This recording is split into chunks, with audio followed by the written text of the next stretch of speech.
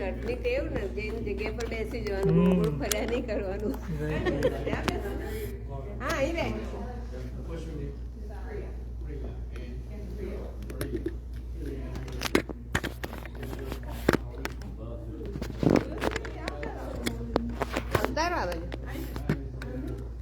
હસમીનભાઈ આ છે ને ખબર નહીં પડે તમે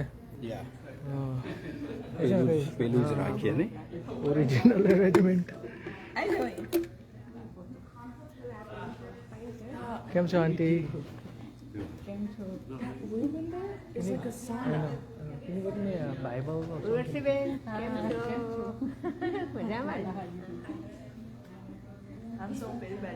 Yeah, get me.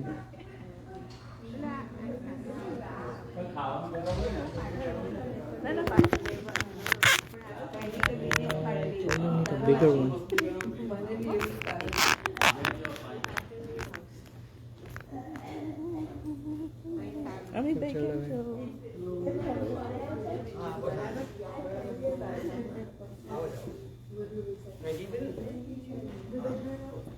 Hello,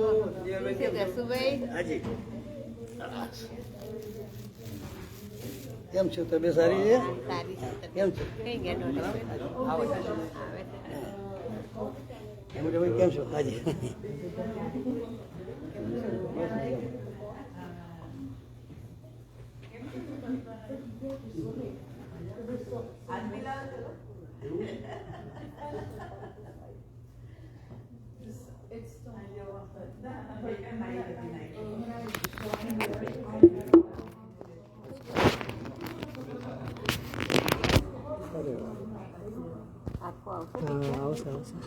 આવશે આખું આવશે.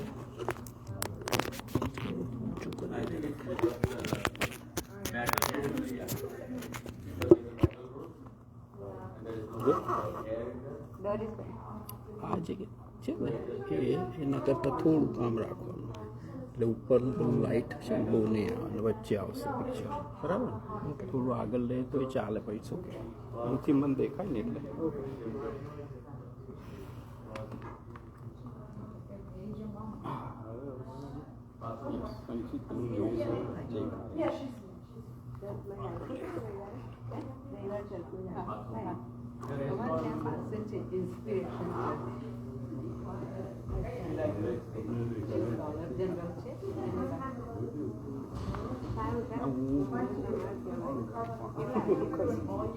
કેટલા વાગ્યા?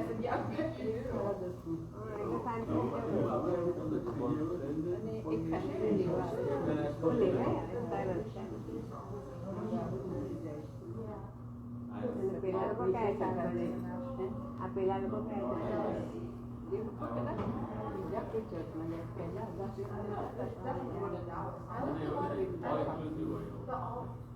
You want to go?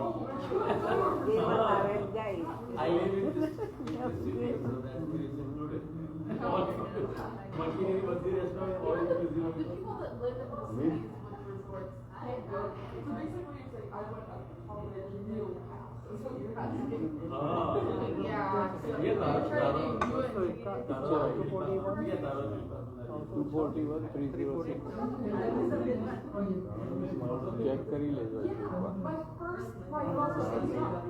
મારો વાંધો નહીં તમને.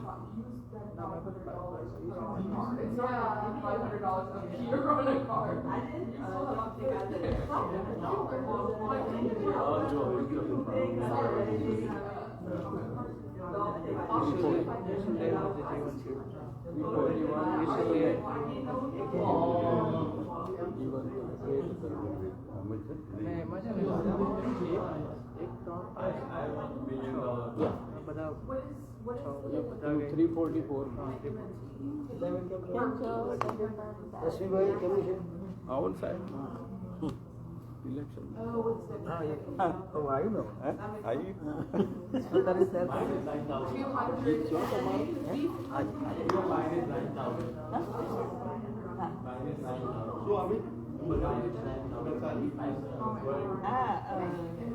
આ વખતે ગયા વર્ષે ખબર છે આપણે પહેલા આ બધા લેતા હતા હવે જાઉં પહેલા મૂર્તિ છે મૂર્તિ લટકના બહુ નથી ગમતા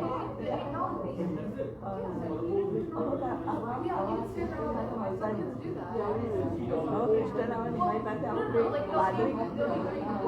વાદળી કલર છે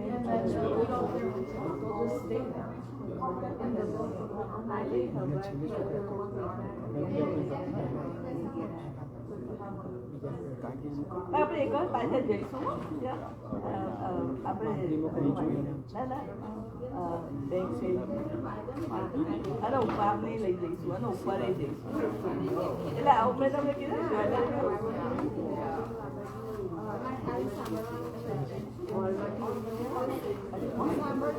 પછી પણ પેલા મેં કીધેલું કે મને દોર પાસે હતું કરવાનું લિફ્ટ છે અમારે કીધું કે અહીંયા લિફ્ટ છે એટલે મને કઈ પૂછવા ગઈ તો પછી તમે આ બધા ના પણ અમે શું ખાલી આલમાં છે ને તો અમે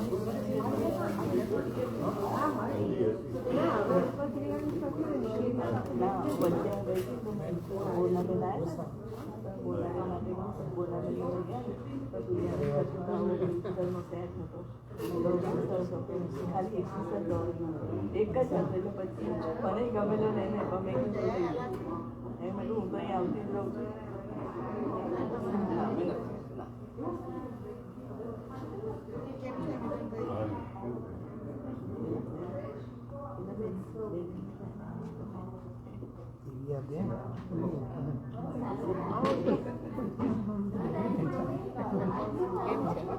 મેં એમનો તો હાથ કર્યો ડોરીબેન મળીએ પછી હા મળીએ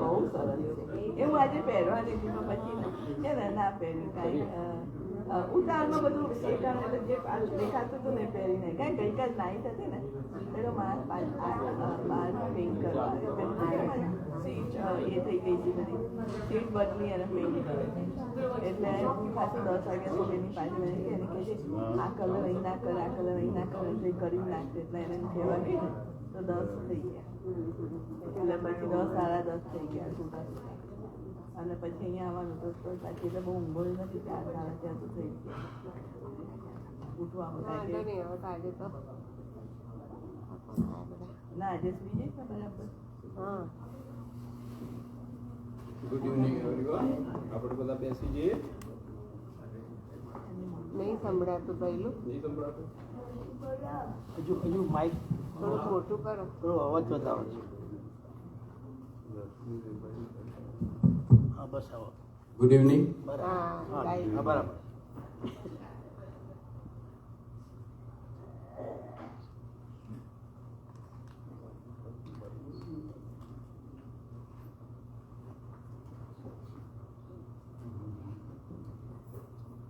હેબ્રુઓને પત્ર અને એનો પહેલો અધ્યાય 1 થી 4 કલમ હું વાંચીશ.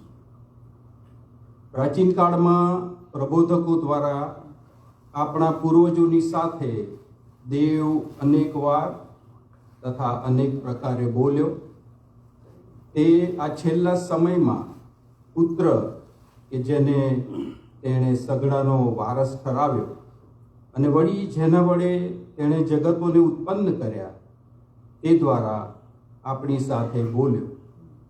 તે તેના ગૌરવનું તેજ તથા તેના સત્વની આબેહૂબ પ્રતિમા છે અને પોતાના પરાક્રમના શબ્દથી સગડાને નિભાવી રાખે છે. તે પાપનું પ્રાયશ્ચિત કરીને મહાન પિતાની જમણી તરફ ઉચ્ચ સ્થાને બેઠો છે. તેને દૂતો કરતા જેટલે દરજ્જે તે વધારે ચડિયાતું નામ વારસામાં મળ્યું છે, એટલે દરજ્જે તે તેઓ કરતાં ઉત્તમ થયો છે. એટલે સુધી પ્રાર્થના કરીએ. અમારા જીવનના સ્વામી, પવિત્ર પિતા, દોરનાર, ચલાવનાર, સંભાળનાર, બચાવનાર અમારા પ્રભુ, અમે તમારો પુષ્કળ આભાર માનીએ છીએ પ્રભુ. આ સમયે અમારી સાથે અને પાસે તમે ગત દિવસોમાં રહ્યા, પૂરું પાડ્યું, અને અમારા ઉલ્લંઘનો, અમે કદાચ અમુક ભૂલો કરી હોય એ તમે લેખે લીધા નહીં, અને અમારા જીવનનો શ્વાસ તમે ચાલુ રાખ્યો. અમે તો પ્રભુ પળપળના પાપી, ઘડી ઘડીના ગુનેગાર છીએ, અને પ્રભુ પિતા અમે પડે પડે માફી માંગીએ તો પણ અમે એ યોગ્યતા પ્રાપ્ત ના કરી શકીએ એવા છીએ. તેમ છતાં પ્રભુ તમે અનકન્ડિશનલ અમને પ્રેમ કરો છો, અમારું રક્ષણ કરો છો, મારું ધ્યાન રાખો છો, પૂરું પાડો છો, માટે આભાર તથા ઉપકાર માનીએ છીએ. ઈશ્વ પિતા, અમે તમારા નામે નાના ટોળા તરીકે ભેગા મળ્યા છીએ.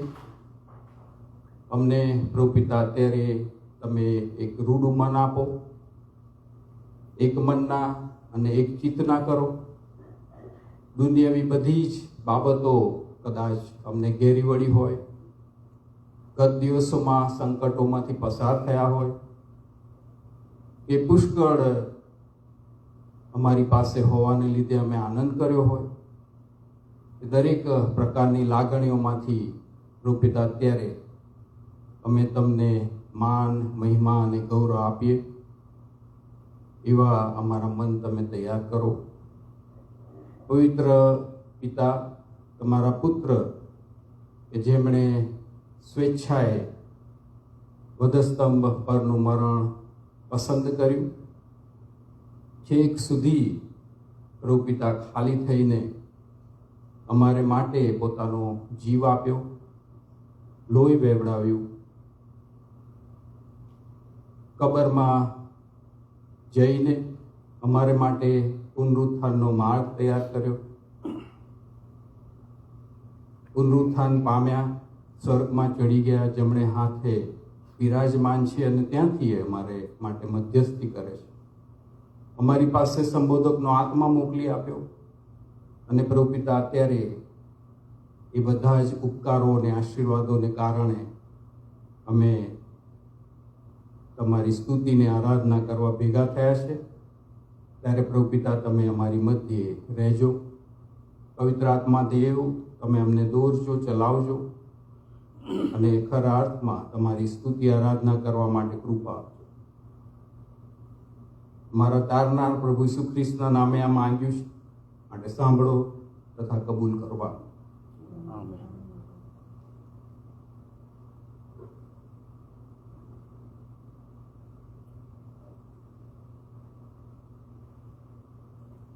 સારું, આપણે ગીત શાસ્ત્ર ગીત ગાઈશું. 241 241 નંબરનું ગીત છે આપણા ભજન સંગ્રહમાંથી.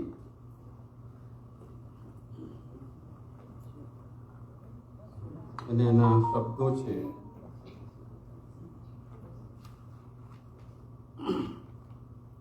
પ્રકાશે સૂર્ય કિરણ જ્યાં, ઈસુનો અમલ થશે ત્યાં. પ્રકાશે સૂર્ય કિરણ જ્યાં, ઈસુનો અમલ થશે ત્યાં, નાશ પામતા સુધી સોમ હમેશ, રાષ્ટ્રનું વધશે દેશે દેશ. એ માટે પ્રાર્થના થશે ની, ફેલાવશે કીર્તિ ઘણા ગીત.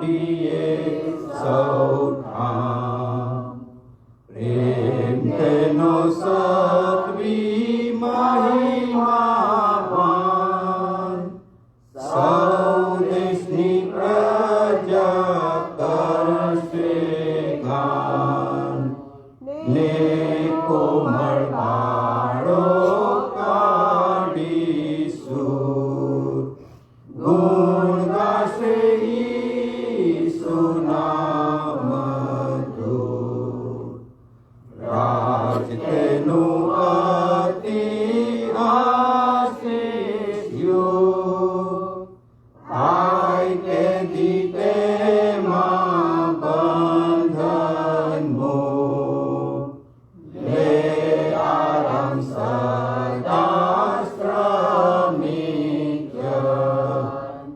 ને કંગળ પામે પુષ્કળ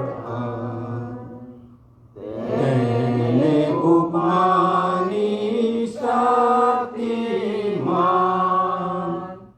સૌરાણી આપે ઉત્તમાન દૂધ આપે ઉડતા સગંધાય આમેનથી ભૂતળ ગાજતું થાય. બીજું એક ગીત ગાઈશું, ગીત નંબર 306.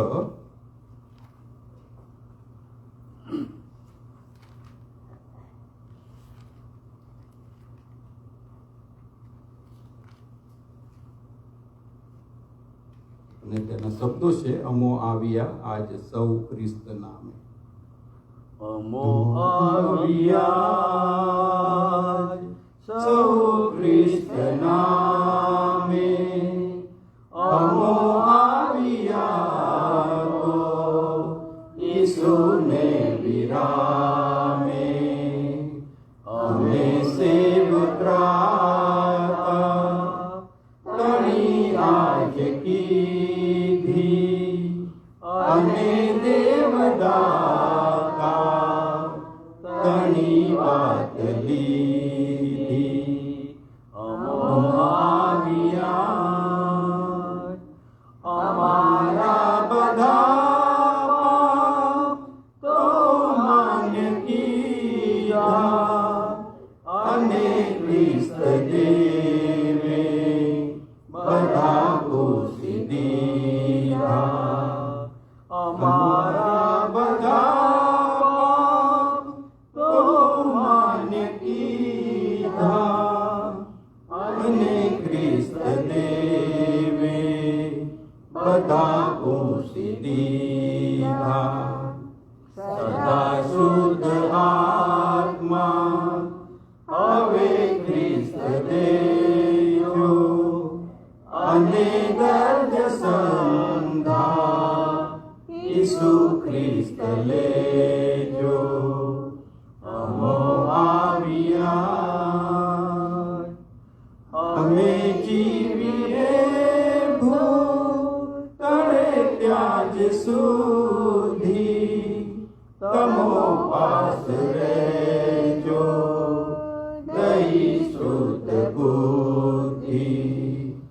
અમે જીવીએ ભૂતળે ત્યાં જ સુધી તમો પાસ રહેજો દઈ શુદ્ધ બુદ્ધિ.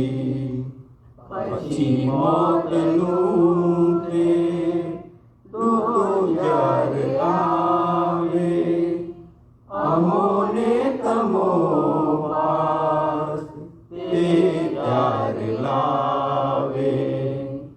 અમો આવ્યા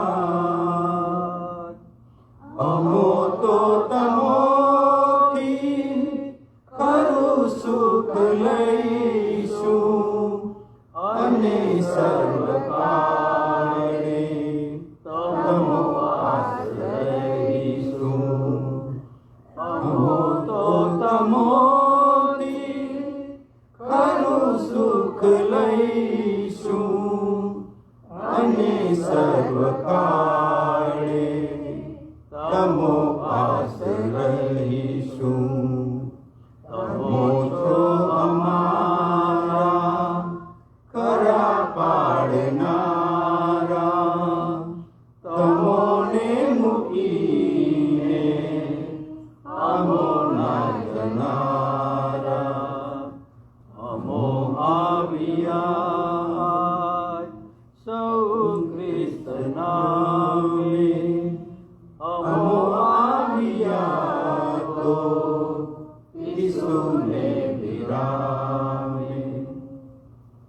આપણે બધા ઊભા થઈશું અને વારાફરતીના વાંચનમાંથી 36 નંબરનું શાસ્ત્ર વાંચન ઉદ્ધાર પામેલાઓનું સ્ત્રોત્ર એ આપણે બોલીશું. યહોવાનો આભાર માનો, કેમ કે તે ઉત્તમ છે, તેની કૃપા સદાકાળ ટકે છે.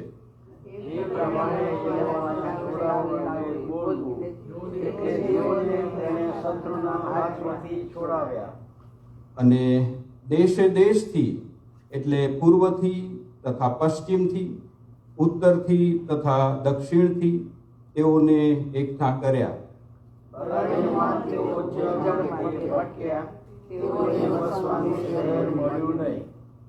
ભૂખ્યા તથા તરસ્યા થવાથી તેઓના પ્રાણ આકુળ વ્યાકુળ થઈ ગયા.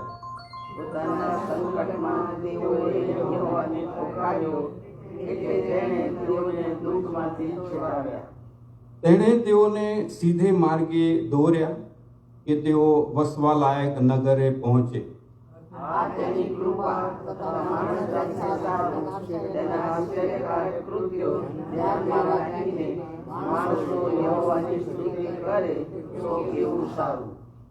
કેમ કે તરસ્યા જીવને તે સંતોષ પમાડે છે અને ભૂખ્યા આત્માને ઉત્તમ વાનાથી તૃપ્ત કરે છે.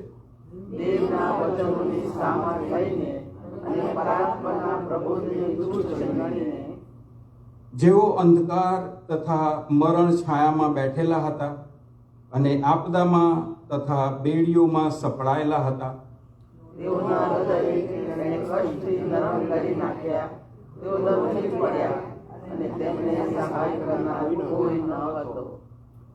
ત્યારે તેઓએ પોતાના સંકટમાં યહોવાને પોકાર્યો, એટલે તેણે તેઓને દુઃખમાંથી તાર્યા.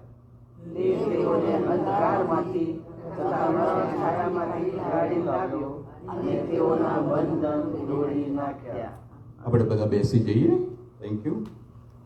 અને આ સમયે હું સીલુભાઈને વિનંતી કરીશ, તેઓ આગળ આવશે અને મધ્યસ્થીની પ્રાર્થનામાં આપણને દોરશે.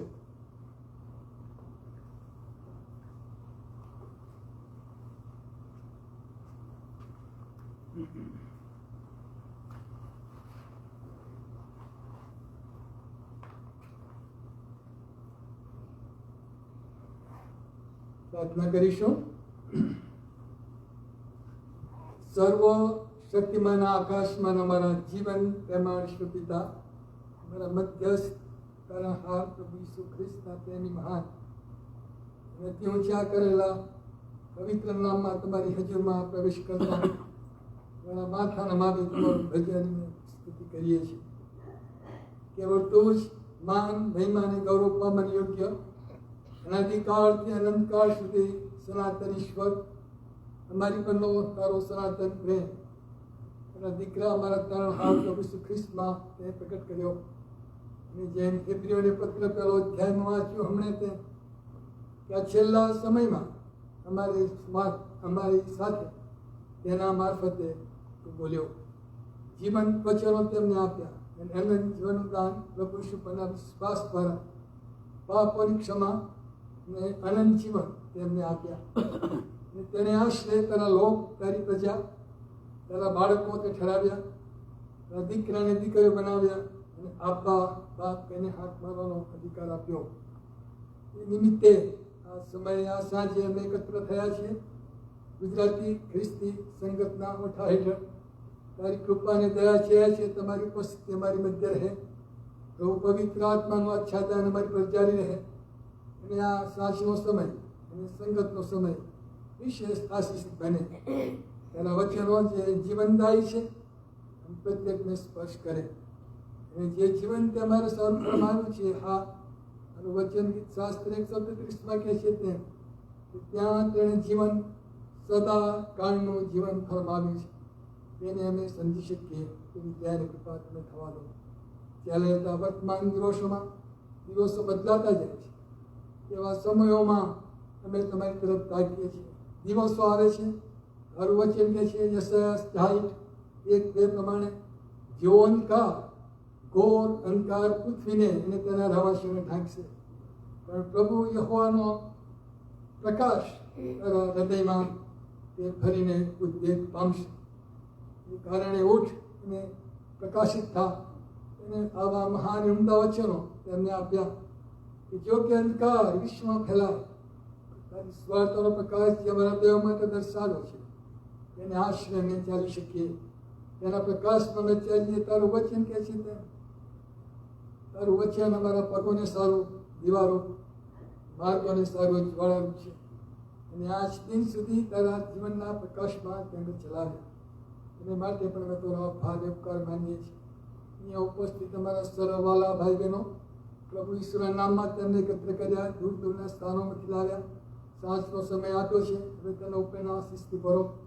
જે એમના દ્વારા તારા વચનો સેવક દ્વારા આપવામાં આવે તેમના મુખની સાથે તમે રહો. સર્વથી વિશેષ જે વચન તારું છે ત્યાં પ્રત્યેકના હૃદયને સ્પર્શ કરે, વિશેષ બળ અને બુદ્ધિ જ્ઞાનના દિવસોમાં પ્રાપ્ત કરાવે એવી દયા અને કૃપા પર થવા દો. જો કોઈ માદું અમારી મધ્ય છે, જો કોઈને જરૂરિયાત છે, નિરાશામાં છે, કોઈ પણ કારણસર અંગત જીવનની અંદર સામાજિક પ્રશ્નોને કારણે, કૌટુંબિક પ્રશ્નોને કારણે કે કોઈ પણ રીતે પવિત્ર આત્મા જે અમારી માહિતી વસવાને સારું આપ્યો છે તેના દ્વારા તેની સાથે તમે વાત કરો.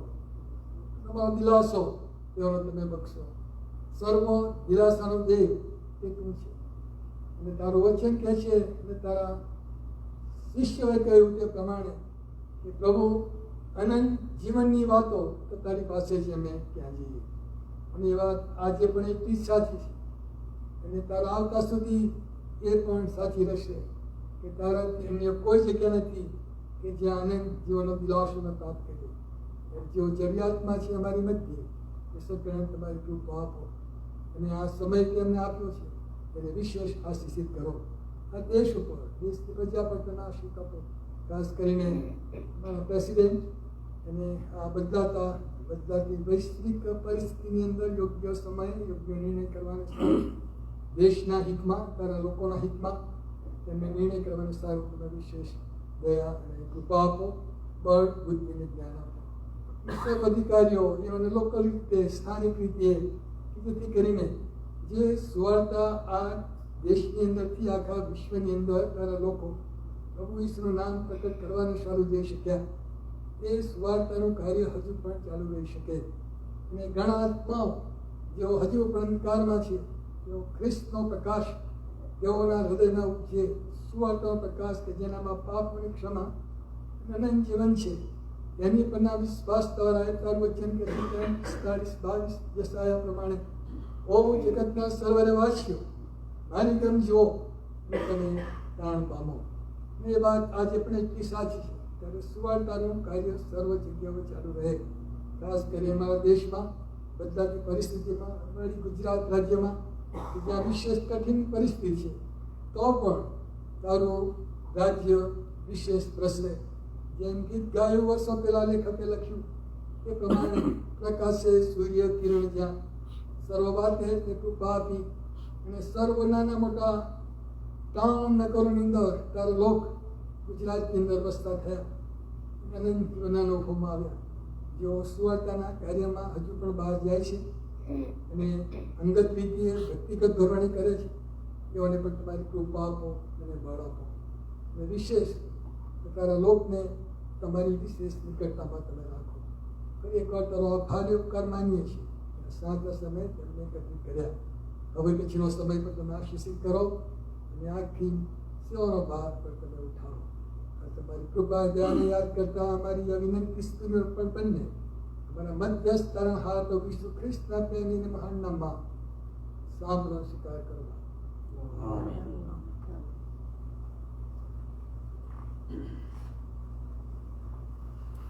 સર, હું જસુ અંકલને વિનંતી કરીશ, તેઓ આગળ આવશે અને સ્પેશિયલ સોંગ ગાશે.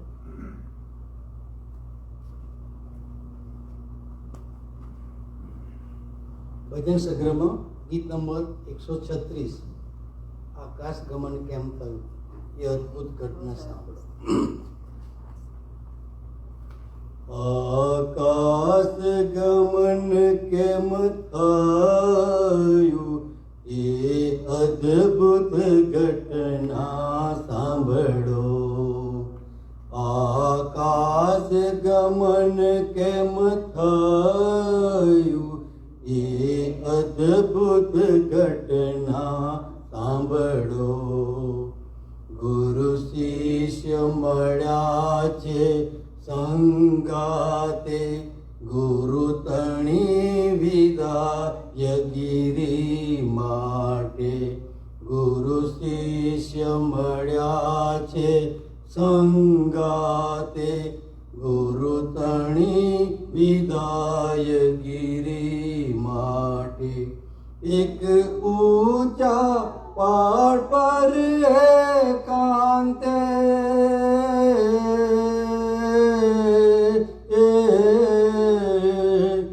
એક ઊંચા પહાડ પર એકાંતે આકાશ ગમન કેમ થયું એ અદ્ભુત ઘટના સાંભળો.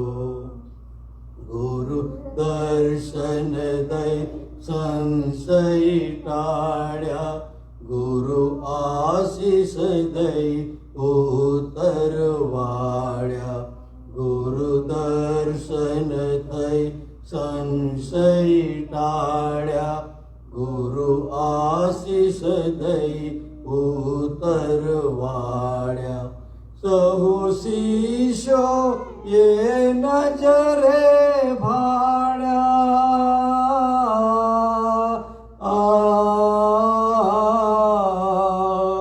સહુ શિષ્યો એ નજરે ભાળ્યા.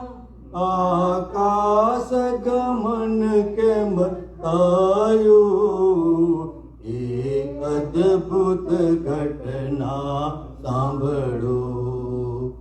ગુરુ સ્વર્ગ ઉપર લઈ લેવાયા, ગુરુ આંખ થકી અદ્રશ્ય થયા. ગુરુ સ્વર્ગ ઉપર લઈ લેવાયા, ગુરુ આંખ થકી અદ્રશ્ય થયા. સહુ શિષ્ય બિચારા તાકી રહ્યા.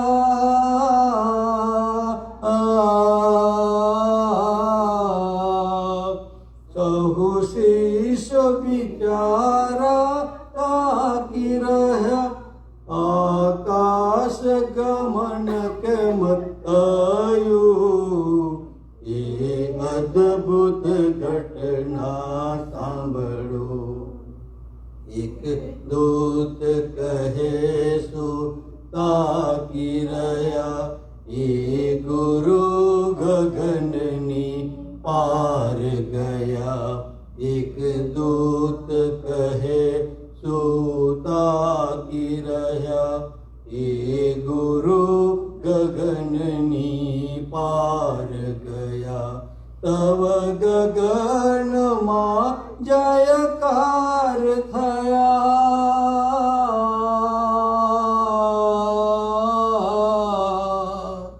તવ ગગનમાં જયકાર થયા. આકાશ ગમન કેમ થયું એ અદ્ભુત ઘટના સાંભળો. આકાશ ગમન કેમ થયું એ અદ્ભુત ઘટના સાંભળો. એ અદ્ભુત ઘટના સાંભળો. એ અદ્ભુત ઘટના સાંભળો. Praise the lord.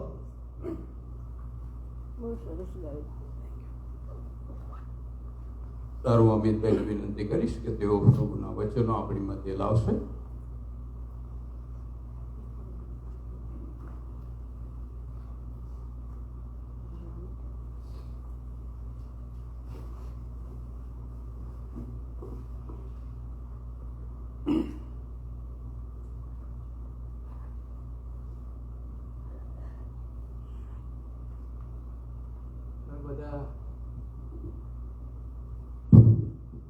કોલોસીઓનો પત્ર વાંચીને આવ્યા હશો. કોઈ પરીક્ષા લેવાનો નથી, પણ હું આશા રાખું છું તમે વાંચીને આવ્યા હશો. હવે આપણે ઊભા થઈએ અને 15મી કલમથી 23મી કલમ સુધી આપણે વાંચીએ, સાથે વાંચીશું. તે અદ્રશ્ય દેવની પ્રતિમા સર્વ સૃષ્ટિનો પ્રથમ જનિત છે, કેમ કે તે બધાથી ઉત્પન્ન થયા, જે આકાશમાં છે તથા જે પૃથ્વી પર છે, જે દ્રશ્ય તથા અદ્રશ્ય છે, રાજ્યાસનો કે રાજ્યો કે અધિપતિઓ કે અધિકારીઓ, સર્વ તેની મારફતે તથા તેને સારું ઉત્પન્ન થયા. તે સર્વ કરતા આદિ છે અને તેનાથી સર્વ વ્યવસ્થિત થઈને રહે છે. તે શિર એટલે મંડળીનું શિર છે, તે આરંભ એટલે મોયેલામાંથી પ્રથમ ઉઠેલો છે, જેથી સગડામાં તે શ્રેષ્ઠ, કેમ કે તેનામાં સર્વ પ્રકારની સંપૂર્ણતા રહે એમ બાપને પસંદ પડ્યું, અને તેના પુરસ્કારના લોહીથી શાંતિ કરાયા. તેની મારફતે તે પોતાની સાથે સગડાનું સમાધાન કરાવે છે, પછી તે પૃથ્વી પરના હોય કે આકાશમાં. તમે પ્રથમ વેગળા અને દુષ્ટ કર્મોથી તમારા મનમાં તેના વેરીઓ હતા, પણ તેણે હમણાં પોતાના મધ્ય સમયમાં મરણ વડે તમારું સમાધાન કરાવ્યું છે, જેથી તે તમને પવિત્ર, નિષ્કલંક અને નિર્દોષ કરીને એની રૂબરૂ રજૂ કરે. એટલે જેઓ સ્થાપિત થઈને દૃઢ રહો અને જે સુવાર્તા તમે સાંભળી છે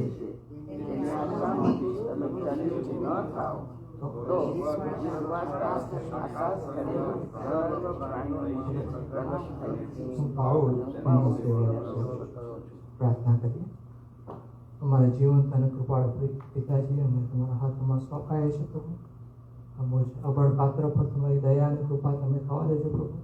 અમારા વચનો પ્રગટ કરી શકો માટે તમારી સહાય અને મદદ તમે પૂરી પાડજો. અમારા મુખના શબ્દો અને અમારા બધાના હૃદયના વિચારો પ્રભુ તમને માન્ય અમે બેસી જઈએ.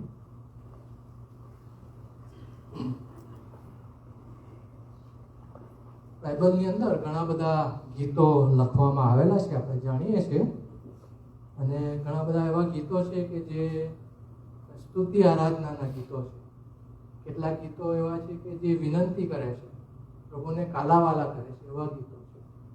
કેટલાક ગીતો એવા છે કે જે એ પ્રભુને કહે છે કે તારા જે દુશ્મનો છે એના પર તું તારો કોપ લાવ.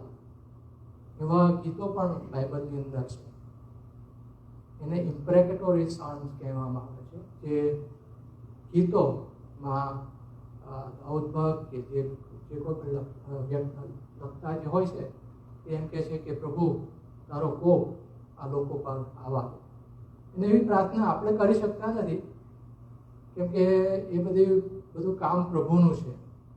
આપણે તો આપણા જે અપરાધીઓ છે, આપણા વિરુદ્ધ જેઓ પાપ કરે છે એમને આપણે માફી આપવાની પ્રાર્થના આપણે કરીએ છીએ.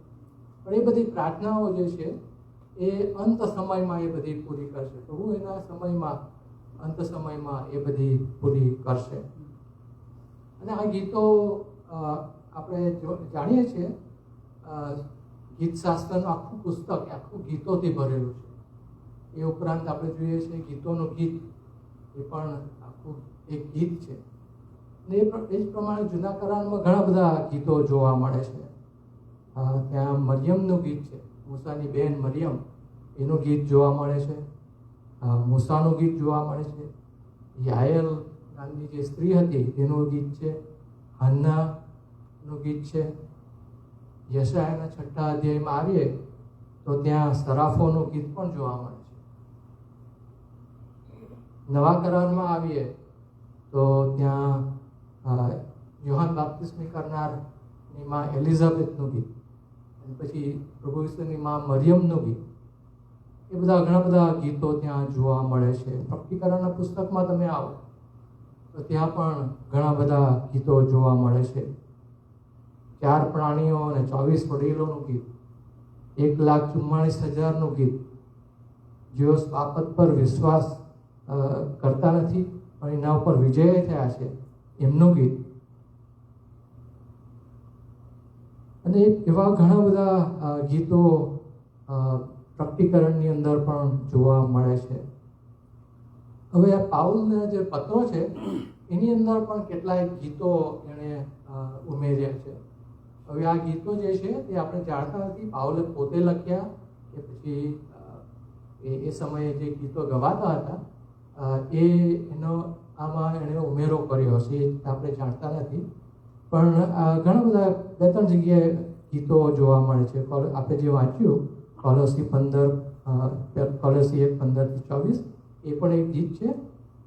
એ ઉપરાંત 1 તિમોથી 3:16 પણ એક ગીત જોવા મળે છે. ત્યાં સતધર્મનો મર્મ એનું એક ગીત ત્યાં પાઉલ એ ત્યાં ઉમેરે છે. પાઉલ લખ્યું કે નહીં આપણે જાણતા નથી. એ ઉપરાંત ફિલિપીના પત્ર એના 2 અધ્યાયમાં પ્રભુ ઈસુનું દાસ થવું એ પણ એક ગીતના રૂપમાં એને મૂકવામાં આવેલું છે. ને આ બધા ગીતો આપણે જ્યારે વિચાર કરીએ છીએ એના પર મનન કરીએ છીએ ત્યારે આપણને ઘણો બધો પ્રકાશ ને પ્રભુનું દર્શન આપણને જોવા મળે છે. મેં જેમ કહ્યું કે આ જે ગીત છે 15-24 અંદર એ ગીત કદાચ પાઉલે લખ્યું ના હોય એવું ઘણા લોકો કહે છે. જે શબ્દો છે એની અંદર આ ગીતની અંદર એ પાઉલના બીજા કોઈ પણ જે પત્રો છે એની અંદર જોવા મળતા નથી. તેથી કરીને ઘણા લોકો એમ કહે છે કે આ પાઉલનું ગીત નથી. જૂના એ સમયમાં જે ગીતો ગવાતા હતા એમાંનું ગીત પાઉલે અહીંયા ઉમેર્યું હશે. હવે એવું આપણે ચોક્કસ રીતે કહી ના શકીએ કેમ કે પાઉલ જે આટલા બધા પુસ્તકો પત્રો લખી શકે તો એ ચોક્કસ એ 2-3 કડીના ગીતો પણ એ લખી શકે અને ઉમેરી શકે.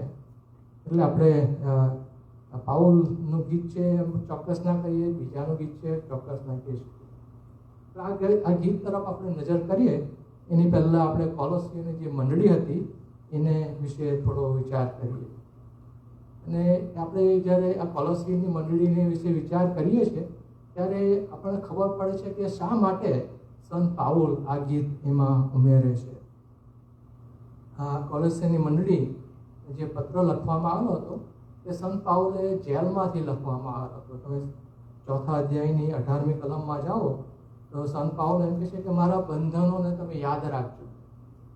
સંત પાઉલ બંધનમાં હતા, જેલમાં હતા એ સમયે, અને ત્યાંથી આ પત્ર તેઓ લખે છે. હવે સંત પાઉલને નવા કરારની અંદર એફેસસમાં એમને બંધનમાં મૂકવામાં આવ્યા હતા અને છેલ્લે રોમની અંદર બંધનમાં મૂકવામાં આવ્યા હતા. હવે કઈ જગ્યાએ આ પત્ર લખાયો હશે એ આપણે ચોક્કસ રીતે કહી ના શકીએ. એ સિવાય પણ ઘણી બધી વખત પાઉલ અને જેલમાં જવાનું થયું, ત્યાંથી પણ આ પત્ર એ લખ્યો હોઈ શકે એ આપણે સમજી શકીએ છીએ. પણ આ જે પત્ર છે એ કોલોસીની મંડળીને લખવામાં આવેલો હતો.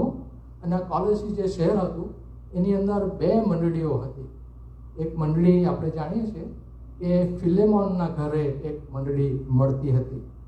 ફિલેમોનનો પત્ર તમે વાંચો તો અને આ કોલોસીનો પત્ર તમે વાંચો તો ત્યાં 2 નામો ત્યાં જોવા મળે છે. એક નામ છે એપાફ્રાસ અને બીજું નામ છે આર્ખિપસ. એ 2 નામો એ આ કોલોસીના પત્રમાં અને ફિલેમોનના જે પત્ર છે એમાં જોવા મળે છે. અને આ પત્ર ફિલેમોનના ઘરે કદાચ ગયો હશે એમ આપણે સમજીએ છીએ.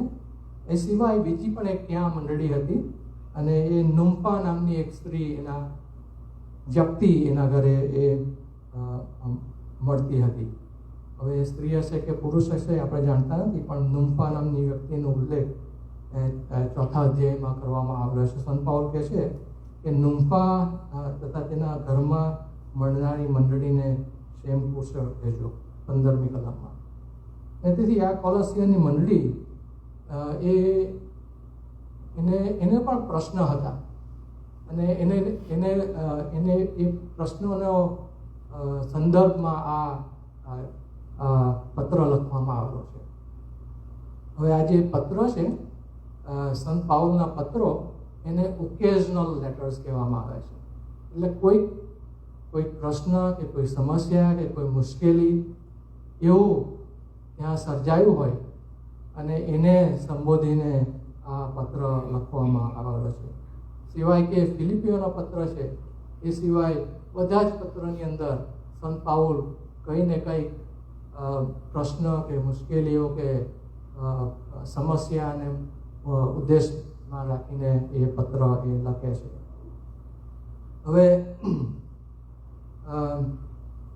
આ મંડળી જે હતી કોલોસીની મંડળી એ સંત પાઉલે સ્થાપી નહોતી. એ સંત પાઉલ બીજો અધ્યાયમાં એમ કહે છે કે જે લોકો જેમને મેં મોઢે મોઢ જોયા નથી તેમને સારું હું યત્ન કરું છું. કેમ મોઢે મોઢ જોયા નથી? જો એણે મંડળી સ્થાપી હોત તો એણે એમને મોઢે મોઢ જોયા હોત. આ મંડળી સંત પાઉલે સ્થાપી નહોતી. કોણે સ્થાપી હતી?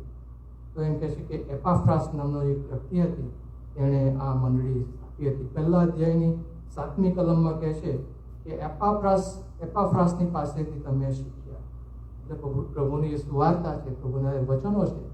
એ વચનો આ લોકો કોલોસીની મંડળીએ એ એપાફ્રાસની પાસે એ લોકો શીખેલા હતા.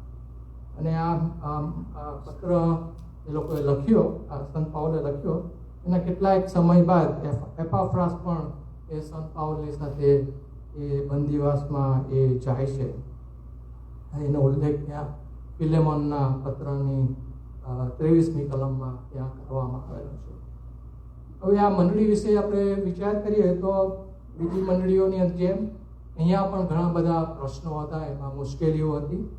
બીજા અધ્યાયની અંદર આ બધી પ્રશ્નો અને મુશ્કેલીઓનું વર્ણન કરવામાં આવેલું છે. તો બીજા અધ્યાયમાં જાઓ તો ત્યાં 9મી કલમમાં પ્રભુ ઈસુમાં દેવની પરિપૂર્ણતાની વાત કરવામાં આવી છે. અને કેમ વાત કરવામાં આવી હોય? કેમ કે ત્યાં એવા પ્રશ્ન છે, ત્યાં એવા વિવાદ છે પ્રભુ ઈસુના દેવત્વ વિશે. તમે 18મી કલમમાં જાઓ તો ત્યાં દૂતોની સેવાની વાત કરવામાં આવી છે. લોકો દૂતોની સેવા કરવા લાગ્યા. કેવી રીતે કરતા હશે આપણે જાણતા નથી, પણ તેની પણ ત્યાં ઉલ્લેખ કરવામાં આવે છે. એ જ 18મી કલમમાં જ આપણે આગળ જોઈએ તો ત્યાં દર્શનોની વાત કરવામાં આવેલી છે. દર્શનો કેવા દર્શનો લોકોને થતા હશે, બહુ મહત્વ આપતા હશે, બહુ અભિમાન કરતા હશે એવું કદાચ આપણે સમજી શકીએ. પણ એ દર્શનોની ત્યાં વાત કરવામાં આવેલી છે. 23મી કલમમાં આપણે આવીએ તો ત્યાં સ્વૈચ્છિક સેવા, નમ્રતા અને શરીરનું દમન એની વાતો કરવામાં આવે છે. એટલે આ બધા પ્રશ્નો એ કોલોસીની મંડળીની અંદર ત્યાં હતા. કેવા ગંભીર પ્રશ્નો. પ્રભુ ઈસુનું દેવત્વ જો તમે નકારો તો તમે કેવી રીતે ખ્રિસ્તી કહેવાઈ શકો? તમારું તારણ કેવી રીતે થઈ શકે? મોટી અને ખોટી બાબતોમાં જો તમે અભિમાન કરો તો એ પણ ખોટું છે. આવા ઘણા બધા પ્રશ્નો એ કોલોસીની મંડળીમાં પેદા થયા હતા, ઊભા થયા હતા. અને આ ગીત જે આપણે જોયું એમાં કેટલાય પ્રશ્નોનો એનો જવાબ ત્યાં એ આપે છે, આપણે જોઈએ છીએ. હવે 15 થી 16 કલમોમાં આપણે આવીએ તો 15 અને 16 કલમોની અંદર પ્રભુ ઈસુને સૃષ્ટિના બનાવનારા તરીકે બતાવવામાં આવ્યા છે. He is the agent of creation. પ્રભુ ઈસુને સૃષ્ટિના બનાવનારા છે. 15મી કલમમાં કહે છે કે પ્રભુ ઈસુ અદ્રશ્ય દેવની પ્રતિમા છે. પ્રભુ ઈસુને અદ્રશ્ય દેવની પ્રતિમા તરીકે બતાવવામાં આવેલ છે. આપણે આરસીમાં જોઈએ તો આપણને આપણી પોતાની પ્રતિમા આપણે જોવા મળે. આપણે જાણે સામે ઊભા હોઈએ એવું આપણને ખબર પડે છે. કેમ કે આપણે આપણી પ્રતિમા આપણે જોઈએ છીએ, પ્રતિમા, ઇમેજ. અને જ્યારે ઈશ્વરને જોવા હોય, પ્રભુ પિતાને જો જોવા હોય તો કેવી રીતે આપણે પ્રભુ પિતાને જોઈ શકીએ? તો એમ કહે છે કે અદ્રશ્ય ઈશ્વરની પ્રતિમા પ્રભુ ઈસુ પર તમે ધ્યાન આપો. આ પ્રભુએ બીજી રીતે પણ એમનો જે દેવત્વ છે, એમનું પરાક્રમ છે એ બતાવ્યું છે. સૃષ્ટિમાં એમણે બતાવ્યું છે. રોમનોના પત્રના તમે પહેલા અધ્યાયમાં જુઓ કે ત્યાં સંત પાઉલ કહે છે કે જે દ્રશ્ય છે એમાં પ્રભુનો પરાક્રમ ને પ્રભુનો મહિમા ત્યાં જોવા મળે છે. એ જ પ્રમાણે એ જ રોમનના પત્રમાં એમ કહે છે કે તમારા અંતઃકરણમાં પણ તમને ઈશ્વરના મહિમા અને ઈશ્વરનું પરાક્રમની ખાતરી થાય છે. જ્યારે આપણે પાપ કરીએ છીએ, આપણે ખોટું કરીએ છીએ, પ્રભુને દુઃખ પહોંચાડીએ છીએ, ત્યારે આપણને થાય છે, ભલે આપણું તારણ ના થયું હોય ત્યારે આપણને ખબર પડે છે કે આ ખોટું કર્યું. બરાબર છે? તારણ થયું તો આપણને વધારે ખબર પડે, પ્રભુના આત્મા આપણી સાથે વધારે કામ કરે. પણ તારણ ના થયું હોય ત્યારે પણ આપણને ખબર પડે. અને એ બધા જ લોકોને માટે, ખાલી જે લોકોએ સુવાર્તા સાંભળી છે એ લોકો નહીં, હિન્દુઓ, મુસલમાનો, જુદા જુદા ધર્મના લોકો, એ બધાને જ ખબર છે કે કશું મેં ખોટું કર્યું છે. એટલે પ્રભુનું પરાક્રમ, પ્રભુનો મહિમા એ પ્રભુએ એમના કાર્યમાં, એમના સૃષ્ટિમાં અને લોકોના અંતઃકરણમાં એમણે મૂક્યો છે. પણ જે પ્રભુનું જે ખરેખરું જે પ્રતિમા છે, એ જો પ્રભુ પિતાને જોવા હોય તો કેવી રીતે આપણે જોઈ શકીએ? તો એમ કહે છે કે પ્રભુ ઈસુ દ્વારા, પ્રભુ ઈસુના શબ્દ, એમનું જીવન, એમનું જે કાર્ય છે, એને જ્યારે આપણે નિહાળીએ છીએ, ધ્યાનથી નિહાળીએ છીએ, ત્યારે આપણે પ્રભુ ઈસુને, પ્રભુ પિતાને દર્શન આપણે કરી શકીએ છીએ. પ્રભુ પિતા કેટલા પ્રેમાળ છે. પ્રભુ પિતા વિશે આપણે વિચાર કરીએ તો આપણને એવું લાગે પ્રભુ આપણને બરાબર શિક્ષા કરવાના છે, એક દિવસ લાકડી લઈને મારશે એવું લાગે આપણને. પણ એવું નથી. પ્રભુ પિતા આપણા પર બહુ પ્રેમ રાખે છે. એટલો બધો પ્રેમ રાખે છે કે એમણે પ્રભુએ એમને એકના એક દીકરા, એમણે પ્રભુ ઈસુ ખ્રિસ્તને એમણે મોકલી આપ્યા. એમાં પ્રભુનો પ્રેમ આપણે જોવા મળે છે. પ્રભુ પિતા આપણા ઉપર પ્રેમ કરે છે. પ્રભુ પિતા પ્રેમ તો કરે છે, પણ એ પાપને ધિક્કારે પણ છે, એ પણ આપણે જાણીએ છીએ. અને એ પાપની શિક્ષા આપણે નહીં કરે, આપણા ઉપર નહીં આવે, એના માટે પ્રભુએ એમના પુત્ર પ્રભુ ઈસુ ખ્રિસ્તને મોકલી આપ્યા, જેથી આપણા પાપની શિક્ષા તેઓ પોતે ભોગવે. અને આ બધું આપણે આ બાબતમાં આપણે શું સંત પાઉલ કહેવા માંગે છે? શા માટે આ બાબતનો અહીંયા ઉલ્લેખ કરવામાં આવ્યો? શા માટે એમ કહેવામાં આવેલું છે કે ઈશ્વર, પ્રભુ ઈસુ તો અદ્રશ્ય દેવની પ્રતિમા છે? કેમ એનો ઉલ્લેખ કરવામાં આવેલો છે? એટલા માટે કે બીજી મંડળીઓની જેમ, આપણી જેમ જ આ લોકો પણ પ્રભુ ઈસુ પર દ્રષ્ટિ કરવાનું બંધ કરી દીધું હતું. પ્રભુ ઈસુ પર એ લોકો એમના પર વિશ્વાસ કરવાનું, પ્રભુ પર ભરોસો કરવાનું એમણે બંધ કરી દીધું. એને માટે આ શબ્દો અહીંયા જોવા મળે છે. અદ્રશ્ય દેવની પ્રતિમા એ પ્રભુ ઈસુ ખ્રિસ્ત. જ્યારે પ્રભુ ઈસુને જોઈએ છીએ ત્યારે આપણે પ્રભુ પિતાને જોઈએ છીએ. આજની મંડળીમાં પણ એવા જ પ્રશ્નો છે, આ કોલોસીની મંડળીની જેમ. ઘણી વખત આપણે પણ આ મંડળીની જેમ આપણી નજરો પ્રભુથી દૂર કરી દીધી હોય છે. કેટલા બધા કાર્યો લોકો કરે છે. આ કરીએ, પેલું કરીએ, આ દૂતોની સેવા કરીએ, પેલું કરીએ. પણ જે ખરું જે કરવાનું હતું એ લોકો ભૂલી ગયા હતા. મોટી મોટી વાતો, જગતનું જ્ઞાન, દર્શનો, વિશ્રામવારો, ચાંદરાતો, એ બધું પાડતા હતા અને એમાં એમનો સમય એ વિતાવતા હતા. અને જે ખરો સમય જે છે પ્રભુ સાથે વિતાવવાનો, એ લોકો પાડવામાં એ લોકો નિષ્ફળ ગયા, કેમ કે એમની નજર એ પ્રભુથી દૂર થઈ ગયેલી હતી. અને તેથી સંત પાઉલ બીજા અધ્યાયની 23મી કલમમાં મંડળીને બહુ સખત રીતે ઠપકો આપે છે. એમ કહે છે કે સ્વૈચ્છિક સેવાઓ, નમ્રતા, દેહ દમન વિશે જ્ઞાનનો આભાસ તો છે જ, પણ શારીરિક વાસનાઓને અટકાવવા તેઓ કોઈ રીતે ઉપયોગી નથી. આ બધું તમે કરો, પણ જો તમારું ફોકસ પ્રભુ પર ના હોય, તમારી નજર પ્રભુ પર ના હોય, તો આ બધા કાર્યો એ વ્યર્થ છે. હવે આપણે જે જગતમાં રહીએ છીએ ત્યારે ઘણી બધી બાબતો એવી છે કે જે આપણને પ્રભુથી દૂર લઈ જતી હોય છે. પરંતુ જ્યારે ખ્રિસ્તી મંડળીમાં રહીએ છીએ ત્યારે આપણને બીજી બાબતો પ્રભુથી દૂર લઈ જતી જોવા મળે છે. સેવા કાર્યો, સેવાના જે કાર્યો છે એ આપણે કરવાના છે, પણ જો આપણે પ્રભુ પર ધ્યાન નથી આપતા, પ્રભુના વચનોમાં રહેવામાં, પ્રભુના વચનોના અભ્યાસમાં આપણે ધ્યાન નથી આપતા, તો આ બધું એ વ્યર્થ છે.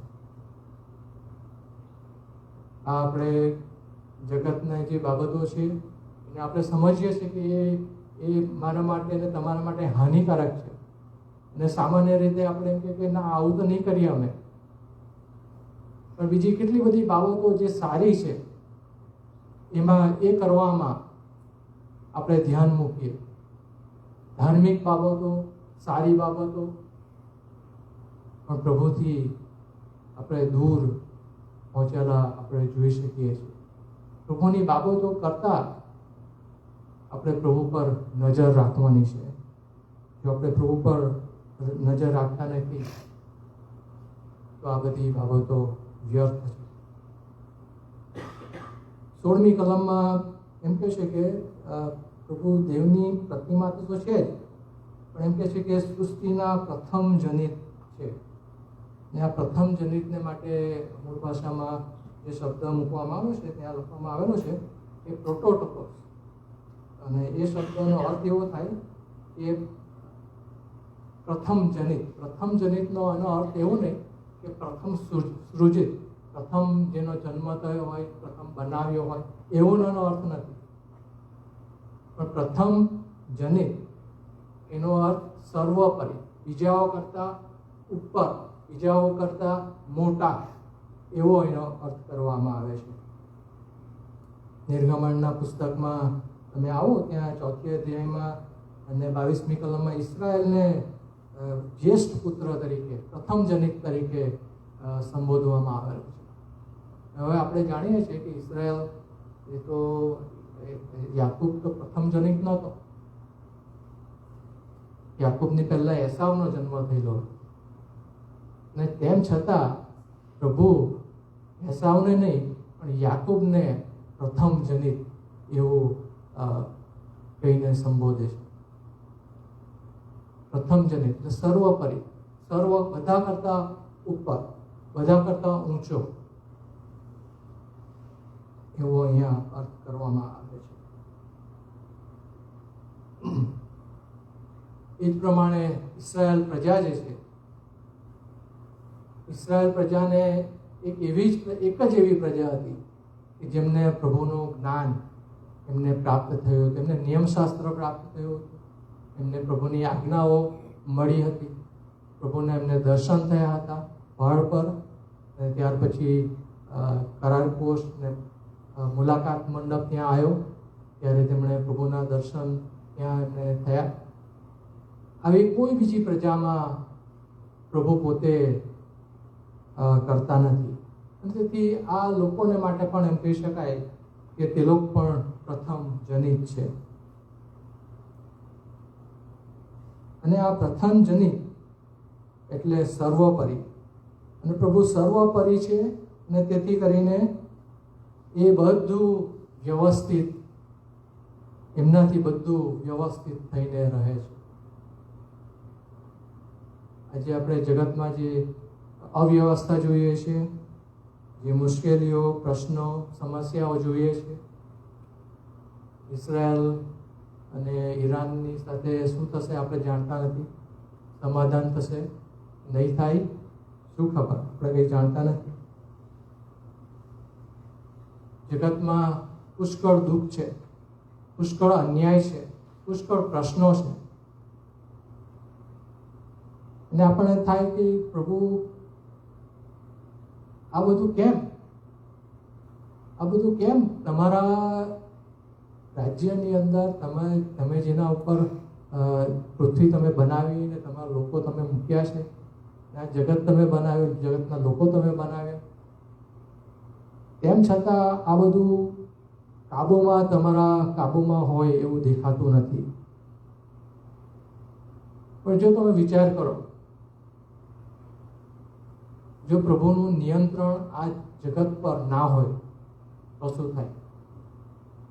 પુષ્કળ અરાજકતા, પુષ્કળ દુઃખો, અન્યાયો, પાપો એટલા બધા વધી જાય કે પ્રભુએ આ વિશ્વનો નાશ કરવો પડે. એવું થવાનું પણ છે અંત સમયે. નૂહના સમયમાં પ્રભુએ આ પૃથ્વીનો નાશ કરેલો આપણે જાણીએ છીએ જળ પ્રલયથી.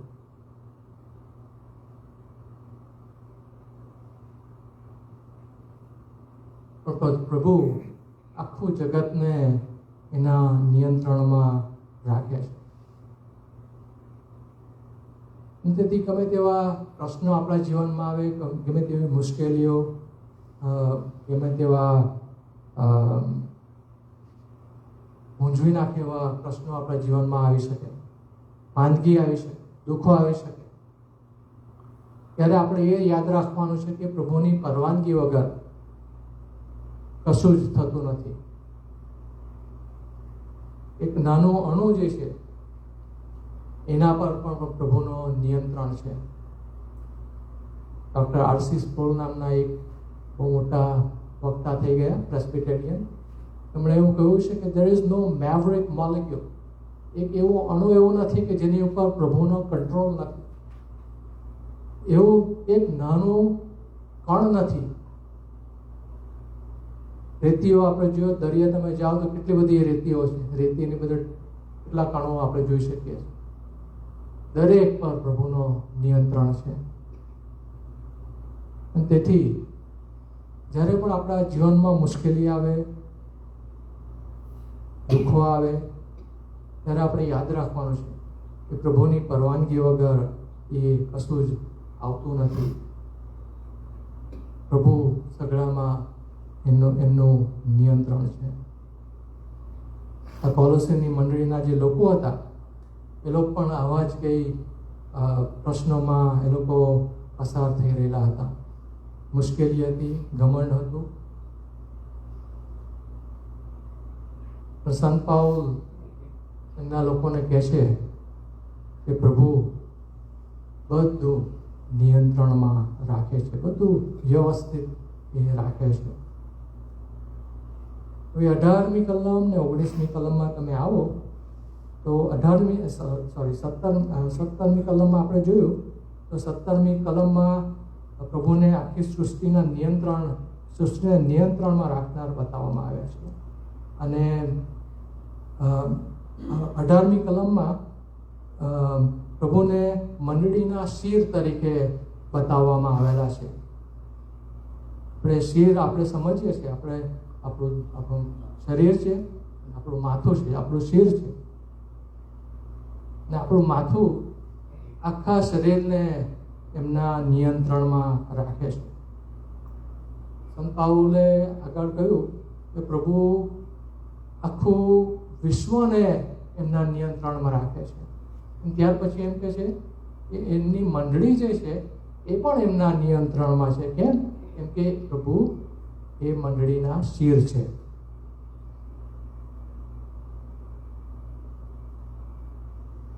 પ્રભુ એ મંડળી વગર નથી અને મંડળી પ્રભુ વગર નથી. આપણે મંડળી તરીકે પ્રભુ વગર રહી ના શકીએ. પ્રભુએ જે કરવાનું હતું તે બધું જ કરી દીધું છે જેથી તે મંડળી સ્થાપી શકે. અને આ પ્રશ્ન જે છે પ્રભુ મંડળીના શિર છે એનો આપણે શું અર્થ કરી શકીએ? પ્રભુ મંડળીના શિર છે એટલે પ્રભુ મંડળીને તેની સત્તાની નીચે મૂકે છે, એના નિયંત્રણની અંદર એ મૂકે છે. આપણે જોઈએ છીએ આજના પોલિટિક્સમાં ટ્રમ્પ સાહેબને ઘણી બધી મુશ્કેલી થાય છે. બધા લોકો એમની જે પોલિસી છે એ સ્વીકારતા નથી અને કોર્ટમાં જાય ને પછી ત્યાં કેસ ચાલે અને પછી કે સુપ્રીમ કોર્ટે ઘણા બધા એમના નિયમો છે એ માન્ય કર્યા છે અને તેથી કેટલેક અંશે એમનું ટ્રમ્પ સાહેબનું નિયંત્રણ છે ખરું, પણ સંપૂર્ણ રીતે નહીં. પણ પ્રભુનું નિયંત્રણ એ એની મંડળી પર સંપૂર્ણ રીતે છે. હવે એ પ્રભુ એના લોકોને જબરજસ્તી નથી કરતા, એના લોકોને જબરદસ્તીથી કશું કરવા કહેતા નથી, પણ મંડળી પણ એમના નિયંત્રણની અંદર છે. શરીરને બે માથા ના હોઈ શકે, બરાબર છે? એક શરીર હોય અને એક જ માથું હોય. બે માથા હોય તો મુશ્કેલી થઈ જાય, આપણે સમજીએ છીએ. આપણી મંડળીઓમાં, આપણા કુટુંબમાં મુશ્કેલી ક્યારે થાય છે? એ જ્યારે બે માથાઓ એ ઊભા થાય છે ત્યારે એ મુશ્કેલીઓ આપણે જોઈ શકીએ છીએ. એક જ શિર અને તે પ્રભુ ઈસુ આપણા શિર છે. પ્રભુ ઈસુ મંડળીના શિર છે. જ્યારે આપણે પ્રભુને આપણા શિર તરીકે સ્વીકારીએ છીએ ત્યારે આપણે પ્રભુના નિયંત્રણમાં આવીએ છીએ. એની ઈચ્છાઓ પૂરી કરવા આપણે પ્રયત્ન કરીએ છીએ.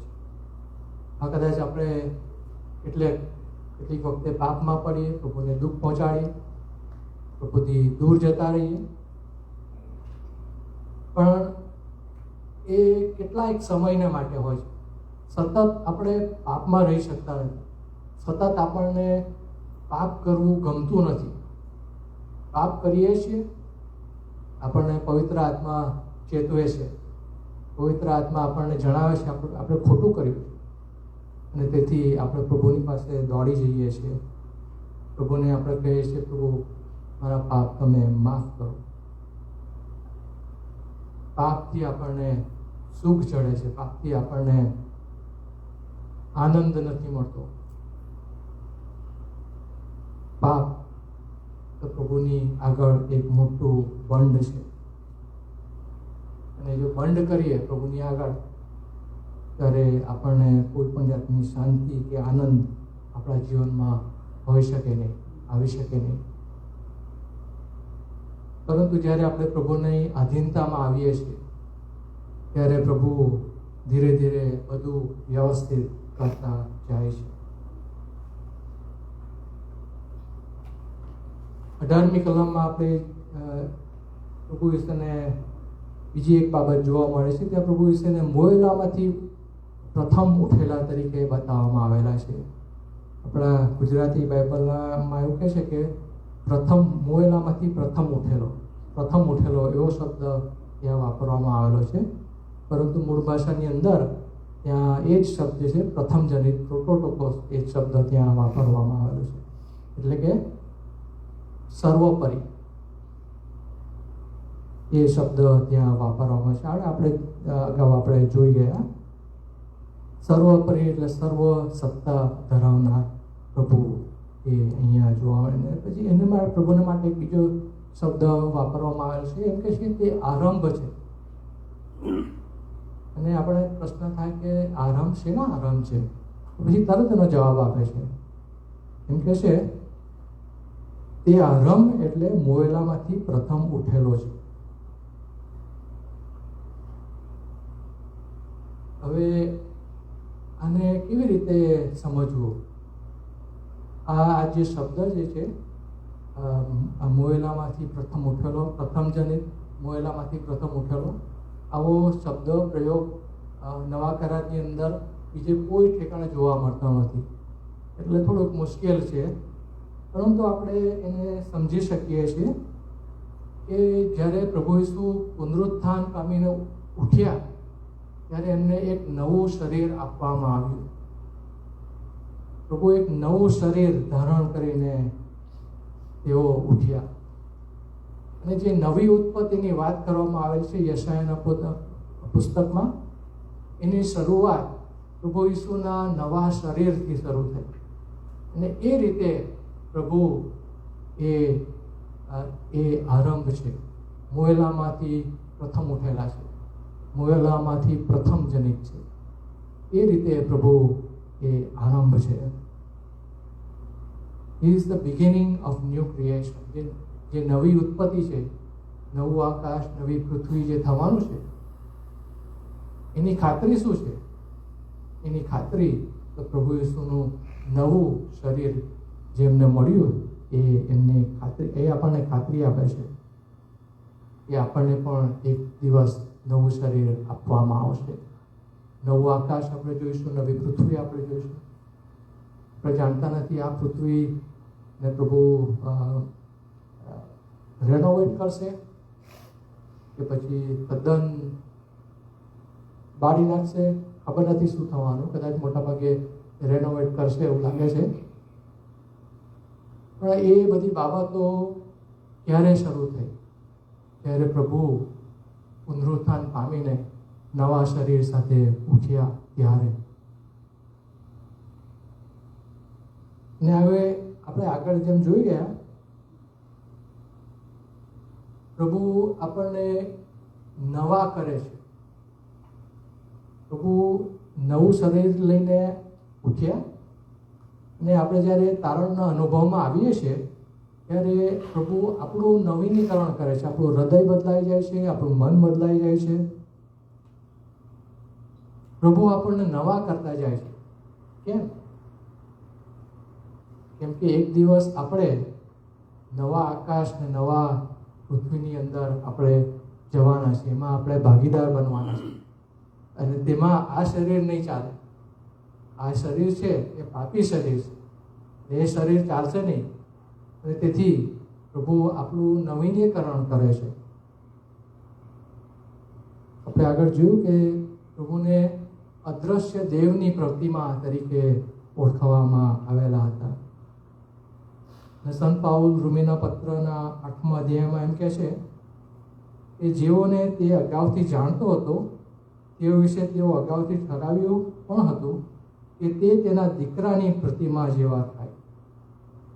પ્રભુ ઈસુ એ દેવની પ્રતિમા છે અને આપણને પ્રભુ તેના દીકરાની પ્રતિમામાં આપણને આપણું રૂપાંતર કરતા જાય છે. કેવું અજાયબની વાત! આ ગીતની અંદર આ જોવા મળે છે.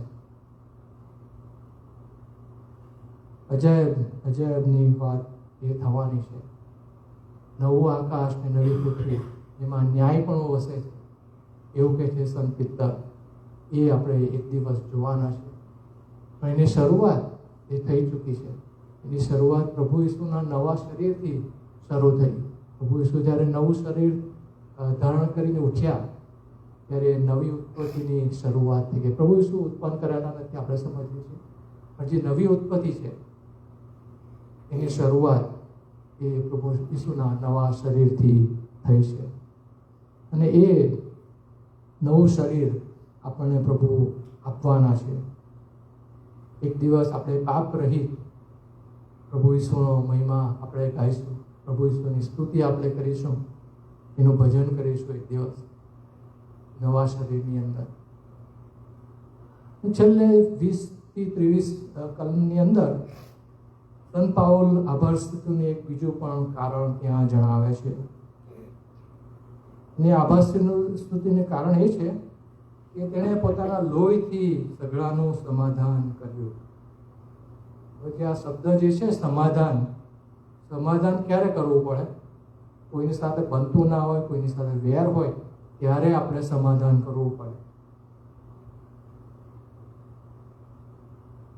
જ્યારે માણસે એદનવાડીની અંદર પાપ કર્યું ત્યારે જે પ્રભુની જે પ્રતિમા આપણાની અંદર હતી એને કેટલાક અંશે એ ખરાબ થઈ ગઈ. એ એકદમ ભૂંડી થઈ ગઈ ને, શૈતાન જેવી ભૂંડી ના થઈ પણ એ ખરાબ થઈ ગઈ. પ્રભુ ઈસુ પ્રભુના માર્ગથી લોકો દૂર થઈ ગયા અને તેથી એ લોકોનો જે સ્વભાવ છે એ બદલાઈ ગયો. પરંતુ આ જે પવિત્ર ઈશ્વર સામે એ લોકોએ બંધ કર્યું, પાપ કર્યું, ત્યારે એ લોકોએ પવિત્ર ઈશ્વરની સામે એ લોકોએ એક બળવો કર્યો.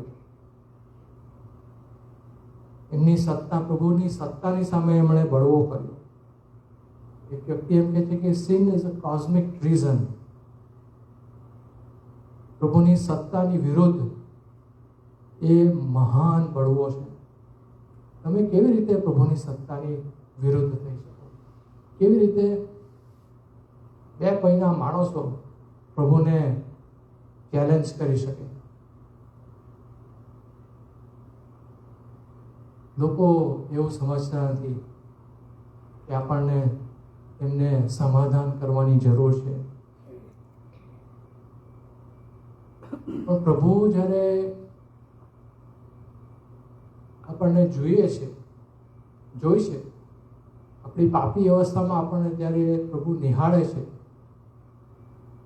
ત્યારે પ્રભુને એ ગમતું નથી. એટલું એ કહું બહુ યોગ્ય નથી. પ્રભુને એના પ્રત્યે વેર છે. પ્રભુને એ ગમતું તો નથી જ, પણ પ્રભુને એની સામે વેર છે. જેવું વેર મને ને તમને પ્રભુને ઓળખ્યા પહેલાં જે હતું એના કરતાં પણ વધારે વેર પ્રભુને આપણી સામે થાય છે જ્યારે આપણે પ્રભુને ઓળખતા નથી. ત્યારે પ્રભુની સાથે આપણે વેર કરીએ છીએ. પ્રભુ પણ આપણી સાથે વેરી બની જાય છે. તો પ્રભુ એવું ઈચ્છતા નથી કે આપણે એના વેરી બનીએ, એની સત્તા આપણે સ્વીકારીએ નહીં.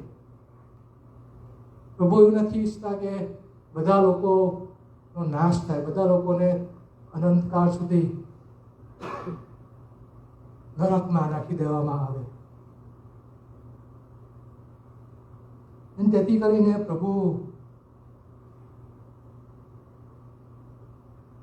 પિતા આપણા પર એટલી બધી કૃપા કરે છે, લોકો પર એટલી બધી કૃપા કરે છે, એમણે આ વેરને દૂર કરવા પ્રભુ ઈસુનું વધસ્તંભ પર મરણ થવા દીધું ને મરણ દ્વારા આપણને સમાધાન કરવામાં થાય છે. ને આપણો પ્રશ્ન થાય કે કોનું સમાધાન? તો એમ કહે છે કે ત્યાં કે છે પૃથ્વી પર ન હોય કે આકાશમાં ન હોય, બધાનું સમાધાન કરવાની વાત ત્યાં જોવા મળે છે. અને તેથી આપણને એવો પ્રશ્ન થાય કે શું શૈતાનનું પણ સમાધાન થશે? શું જે દૂતો શૈતાનની સાથે ગયા છે એમનું પણ સમાધાન થશે? ના ભાઈ બહેનો, એમનું સમાધાન થવાનું નથી. કેમ કે એ લોકો સમાધાન ઈચ્છતા જ નથી. જે દિવસથી એ લોકો પડ્યા એ દિવસથી તે આજ સુધીના સર્વકાળ સુધી એ લોકો કદી પ્રભુની સાથે સમાધાન કરવાના નથી. જે લોકો આખરે જેમને પ્રભુ નરકમાં નાખવાના છે એ લોકોનું પણ એવું જ છે. એ લોકો સદા પ્રભુની આગળ બળવો કરવાના છે. બળવો એટલે પ્રભુની સત્તાની વિરુદ્ધ કશું કરી ના શકે, પણ પ્રભુની વિરુદ્ધ પ્રભુની સાથેનો જે એમનો સંબંધ છે એમાં એમને ગમશે. પ્રભુની સાથેનો સંબંધ, પ્રભુની સત્તા એમને ગમશે નહીં. સદા એ લોકો પ્રભુની સાથે વેર રાખશે. એમને સમાધાન એ ગમતું નથી, એમને જોઈતું નથી સમાધાન. તો કોને સમાધાન થઈ શકે. એવા લોકોને સમાધાન થાય કે જેઓ પ્રભુ ઈસુ ખ્રિસ્તના પ્રભુ ઈસુ ખ્રિસ્તના વધસ્તંભમાં સમાધાન કરવા માગે છે, એમનું જ ખરું સમાધાન થાય છે. ખરું સમાધાન આપણે સમાધાન કરી શકીએ. આપણે મિત્રો હોઈએ ને કંઈક કાળું થઈ જાય તો આપણે સમજી શકીએ છીએ, ચાલો ત્યાં કશું વાંધો નહીં. ખરું સમાધાન ક્યારે થાય? જે લોકોએ પ્રભુ સાથે સમાધાન કર્યું છે એ લોકોનું જ ખરેખરું સમાધાન થઈ છે. સામાન્ય રીતે આપણે ચલાવી લઈએ પણ એ ખરું સમાધાન નથી. ખરું સમાધાન તો પ્રભુના વધસ્તંભ પર જે પ્રભુએ સમાધાન કર્યું એમાં જ આપણું સમાધાન થાય છે અને બીજા લોકોની સાથે પણ એ સમાધાન થાય છે. સંત પાઉલ આજ કોલોસીના પત્રના 2 અધ્યાયની 14મી કલમમાં એમ કહે છે કે પ્રભુએ જે વિધેયનું ખત જે આપણી વિરુદ્ધ હતું, આપણને પ્રતિકૂળ હતું, એને ભૂસી નાખીને વધસ્તંભે એને ખીલા મારીને વચમાંથી કાઢી નાખ્યું. પ્રભુએ આપણી સાથે સમાધાન કર્યું. આપણે પ્રભુની સાથે સમાધાન ના કર્યું, પ્રભુએ આપણી સાથે સમાધાન કર્યું. એ ધ્યાનમાં રાખવાનું છે. આપણે કશું ના કરી શકીએ કે જેથી આપણે પ્રભુની સાથે સમાધાન કરી શકીએ. પ્રભુ જો સમાધાન કરે તો જ આપણું સમાધાન થાય. પ્રભુ પર વિશ્વાસ કરવાથી, પ્રભુએ જે સહન કર્યું વધસ્તંભ પર, એમણે આપણા માટે, મારા માટે, તમારા માટે જે દુઃખ સહન કર્યું, પ્રભુ પિતાનો કોપ એ મારે ને તમારે લેવાનો હતો, એ કોપ એમણે પોતે એમના શરીરમાં લીધો, ત્યારે એ સમાધાન એ શક્ય બન્યું. અને તેથી આપણે સમજી શકીએ છીએ કે આ સમાધાન કેટલું બધું મૂલ્યવાન છે. પ્રભુએ કોઈ દૂતને ના મોકલ્યો, પ્રભુએ કોઈ સરાફને ના મોકલ્યો, કોઈ કરૂબને ના મોકલ્યો સમાધાન કરવા, વધસ્તંભે જણાવી દેવા. પ્રભુ પોતે, ઈશ્વર પોતે પોતાના દીકરાને વધસ્તંભ પર મોકલી આપે છે કે જેથી આપણું સમાધાન થાય. દેવથી દેવ, જ્યોતથી જ્યોત, દેવથી દેવ, પ્રભુ ઈસુ દેવ એ પોતે આપણા માટે, આપણા પાપોને માટે એ જગતમાં ઉતરી આવ્યા કે જેથી આપણું સમાધાન થઈ શકે. એ પ્રભુ પિતાની યોજના હતી. પ્રભુ પિતા વિશે આપણે વિચાર કરીએ તો છોટી લઈને મારવા વાળા છે એવા પ્રભુ નથી. આ શિક્ષા કરશે. જો આપણે પ્રભુ પર વિશ્વાસ કરીએ નહીં કરીએ તો ચોક્કસ પ્રભુ આપણા પર શિક્ષા કરશે. તો પ્રભુ પિતા એટલો બધો પ્રેમ રાખે છે. પ્રભુ પિતા મારાને તમારા પર એટલો બધો પ્રેમ રાખે છે કે એમણે એમના પોતાના એકના એક જનિક દીકરાને પણ એમણે રાખીને મૂક્યા નહીં. સમાધાન થઈ શકે, મારું ને તમારું સમાધાન થઈ શકે, ઈશ્વરની સાથે સમાધાન થઈ શકે માટે એમણે, પ્રભુ ઈસુએ બહુ કારમું દુઃખ એમણે સહન કર્યું. અને જો તમે એમ વિચાર કરો કે વધસ્તંભ પર ખીલા મારવાનું અને કોરડા ખાવાનું, કોરડાનો માર ખાવાનો, એ બધું દુઃખ બહુ ભારે હશે ને ચોક્કસ એ બહુ ભારે દુઃખ હતું. પણ પ્રભુ પિતાનો કોપ એ જ્યારે એમણે પોતાના શરીર પર લીધો ત્યારે પ્રભુ પોતે એવો બૂમ પાડી ઉઠ્યા, મારા દેવ તે મને કેમ મૂકી દીધો છે. એવું કારમું દુઃખ પ્રભુએ મારા અને તમારા માટે ઉઠાવ્યું છે. આપણું સમાધાન થાય માટે પ્રભુએ આવું ભયંકર દુઃખ આપણા માટે ઉઠાવ્યું છે. તેથી આપણે એક પ્રશ્ન કરવાનો છે કે શું આપણું સમાધાન પ્રભુ ઈસુની સાથે થયું છે કે નહીં? પ્રભુ પિતાની સાથે આપણું સમાધાન થયું છે કે નહીં? એ પ્રશ્ન આપણે દરેક વ્યક્તિગત રીતે પૂછવાનો છે. Are we reconciled with God? શું હું ને તમે પ્રભુ ઈસુની સાથે વિશ્વાસનો સંબંધ આપણે ધરાવીએ છીએ? આપણું સમાધાન પ્રભુ ઈસુની સાથે, પ્રભુ પિતાની સાથે થયું છે કે કેમ, એ આપણે પ્રશ્ન આપણે કરવાનો છે. અને બીજો એક પ્રશ્ન કરવાનો છે કે આપણે સમાધાન પામેલા છે તો આપણે બીજા સમાધાન પામેલાની સાથે પણ આપણે સમાધાન કરી શકીએ છીએ, કેમ કે પ્રભુએ એ સમાધાન અમને સિદ્ધ કર્યું છે. બીજો એક પ્રશ્ન આપણે પૂછવાનો છે, શું મેં પ્રભુને મારા શિર તરીકે સ્વીકાર્યા છે કે કેમ? એવી કઈ બાબતો છે, એવા કયા પાસાઓ છે મારા જીવનની અંદર કે જેમાં પ્રભુનું આધિપત્ય છે નહીં, પ્રભુ ત્યાં શિર તરીકે છે નહીં, મારું પોતાનું માથું ત્યાં જોવા મળે છે, પ્રભુનું નહીં, મારું માથું ત્યાં જોવા મળે છે. એ પ્રશ્ન પણ આપણે પોતાને કરવાનો છે.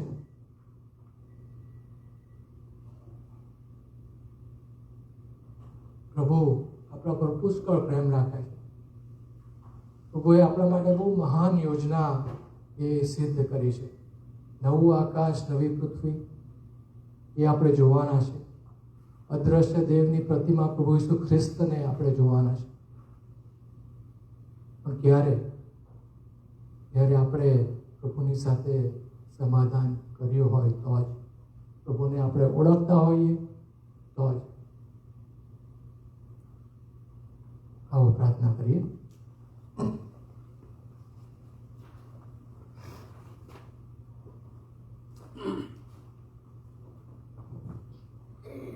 થોડો સમય આપણે શાંત રહીએ અને પ્રભુને આપણે પૂછીએ, પ્રભુ મારા જીવનમાં કઈ બાબતો એવી છે જેમાં મારે તમારી સાથે સમાધાન કરવાની જરૂર છે? કયા પાસા એવા છે જ્યાં મેં તમારું આધિપત્ય સ્વીકાર્યું નથી?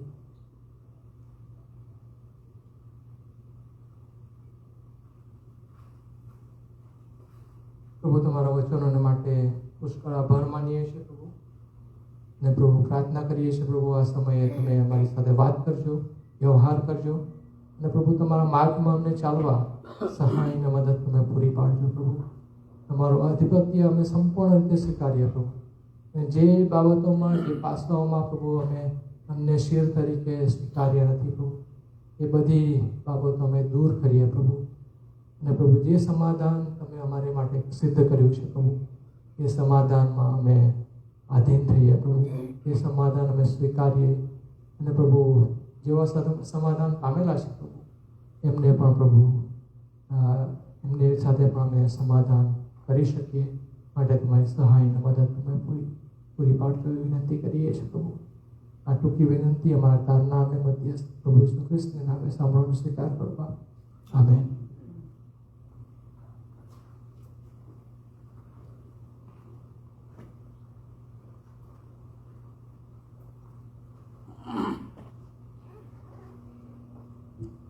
પ્રભુના વચનોના ખુલાસા માટે અમિતભાઈનો આભાર માનીએ છીએ. અને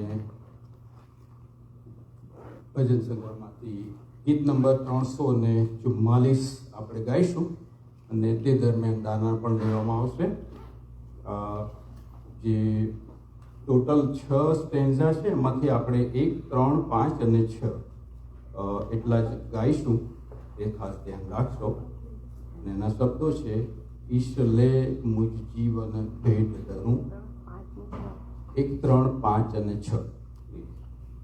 ઈશ લે મુજ જીવન ભેટ ધરું, જટલે અભિલાષ એહ ધરું, તઈને મુજ જીવન નાયક તું, કરજે મુજ જીવન લાયક તું. હસતા રમતા કઈ પાપ કીધા, કઈ પાપ પતે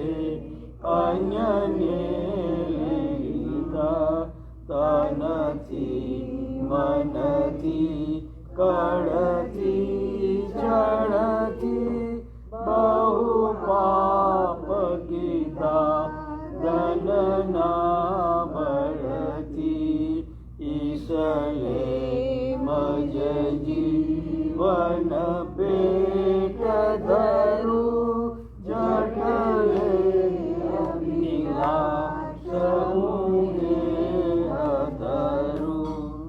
થઈ શોધક તું જટ શોધ મને દૈતારક તું ભવતાર મને તઈ પાળક તું બસ પાળ મને તઈ બોધક દે કઈ બોધ મને ઈશલે મજ જીવન પેટ ધરું જટલે અભિલાષ હું ધરું કર માફ પ્રભુ મુજ પાપ બધા કઈ ગુપ્ત અને કઈ હોય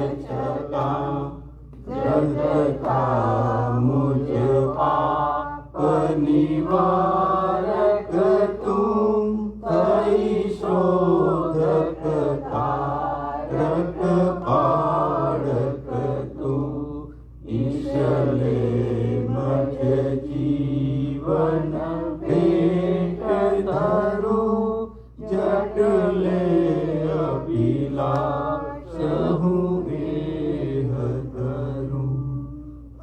સારું, આ સમયે હું ક્રિશ્ચિયન સાહેબને વિનંતી કરીશ કે તેઓ આગળ આવશે અને ખોરાક પર, નાણાં પર અને છેલ્લો આશીર્વાદ માંગશે. પ્લીઝ.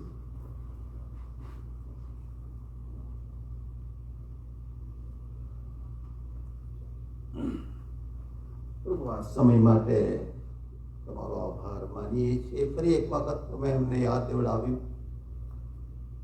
કે રાજાઓના રાજા, પ્રભુઓના પ્રભુ, સર્વ સૃષ્ટિના સર્જનહાર અમારે માટે નીચે આવ્યા અને અમારું તમારી સાથે સમાધાન કરવાનો રસ્તો એમણે ઊભો કર્યો. અને આ એક જ માર્ગ, સત્યતા, જીવન છે જેની મારફતે અમે તમારી પાસે આવી શકીએ છીએ. જેમ પિતર કહે છે, પ્રભુ અનંત જીવનની વાતો તો તમારી પાસે છે, અમે બીજે ક્યાં જઈએ? અને તમે અમારા પોતાના કોઈ સારા કામથી નહીં, કે અમારા પોતાના વિચારથી નહીં, કે અમારા પોતાના નિર્ણયથી નહીં, પણ તમારા પવિત્ર આત્મા મારફતે તમે અમારા હૃદયોમાં કામ કર્યું અને અમને તમારા સંબંધમાં લાવ્યા. એ માટે તમારો આભાર માનીએ છીએ. આ સંગતને માટે તમારો આભાર માનીએ છીએ. પ્રત્યેક જીવનમાં, પ્રત્યેક કુટુંબમાં, પ્રત્યેક વ્યક્તિ પર તમારા પુષ્કળ આશીર્વાદોના માટે તમારો આભાર માનીએ છીએ. અને બદલામાં પ્રભુ અમે તો શું લાવીએ? તમે પૂછો છો કે એમ બધું મેં કીધું, તેમ મુજમાં શું કીધું? પ્રભુ એનો જવાબ ઘણી વખત તમારી પાસે હોતો નથી. આ જૂજ રકમમાં લાવ્યા છીએ તે તમે સ્વીકારો અને એનો ઉપયોગ તમારા રાજ્યની વૃદ્ધિને માટે કરજો. આમ પ્રત્યેક કુટુંબની સાથે પાછળ અમને જેમ અમે સાંભળ્યું તેમ તમારા માર્ગમાં સતત ચલાવતા રહો અને અમારા જીવનો મારફતે તમારો મહિમા કરતા રહો. હવે પછીની સંગતને પણ આશીર્વાદિત કરવો, ભોજનને આશીર્વાદિત કરો અને પ્રત્યેકની સાથેને પાછળ અમારા કાળના પ્રભુ ઈસુ ખ્રિસ્તના નામમાં આમીન. હવે તમે સૌ શાંતિથી જશો અને આનંદથી તમને બહાર લઈ જવામાં આવશે. એટલો બધો આનંદ કે પર્વતો હર્ષનાદ કરે અને ખેતરના ઝાડો તાળીઓ પાડે. આમીન.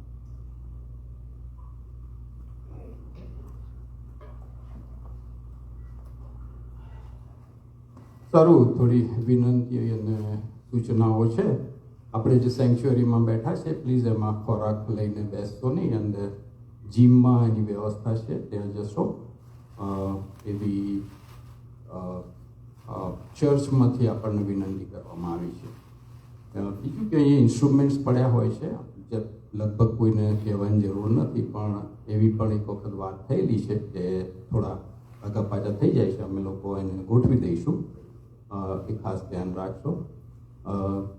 એક બહુ અગત્યની વિનંતી એ કે આપણે સેન્ચ્યુરીમાં જ્યારે પ્રવેશ કરીએ ત્યારે પ્લીઝ તમે પોતાના ફોન સાયલેન્ટ કરી દો તો બહુ જ સારું, એનાથી ઘણું ઈશ્વરનું માન જળવાશે. ઓકે, આપણે યુટ્યુબ પર આને બ્રોડકાસ્ટ કરવા માંગીએ છીએ. આપણે જ્યારે મળીએ છીએ એવી ઘણી મંડળીઓ પણ કરે છે, અને એમાંથી ઘણા મિત્રોએ અમને પણ વિનંતી કરી છે કે તમે પણ તમારું જે મળવું તે બ્રોડકાસ્ટ કરો તો અમે જોઈ શકીએ.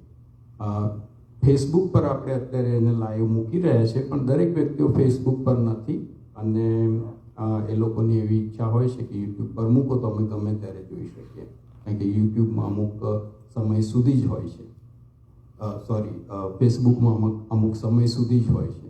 તો એના માટે આપણે સબસ્ક્રાઈબર્સની જરૂર પડે છે, અને મને બહુ ખ્યાલ નથી, અમિતભાઈને વધારે ખ્યાલ હશે કે કેટલા સબસ્ક્રાઈબર્સ છે અત્યારે આપણે. યસ, 8 કે 11 જેટલા જ છે, અને આપણે 50 બીજા 40 એટલે 40 જોઈએ. સો જો બની શકે તો તમે લોકો એને સબસ્ક્રાઈબ કરજો. જો ના ખ્યાલ આવે તો પૂછજો અમિતભાઈને કે મને, અને અમે તમને હેલ્પ કરીશું. જો એવું કરી શકીએ તો બહુ સારું, તો આપણે એને યુટ્યુબ પર બ્રોડકાસ્ટ કરી શકીએ, ઘણા બધા એનો લાભ લઈ શકીએ. Okay, thank you very much, અને we are dismiss please.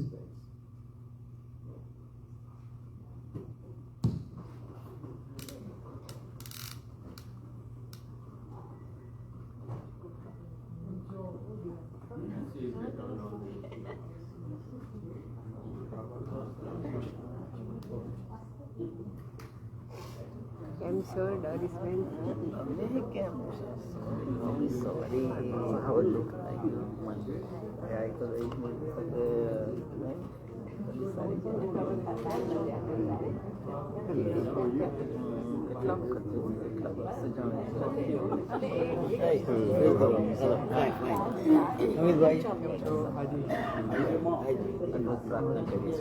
Thank you.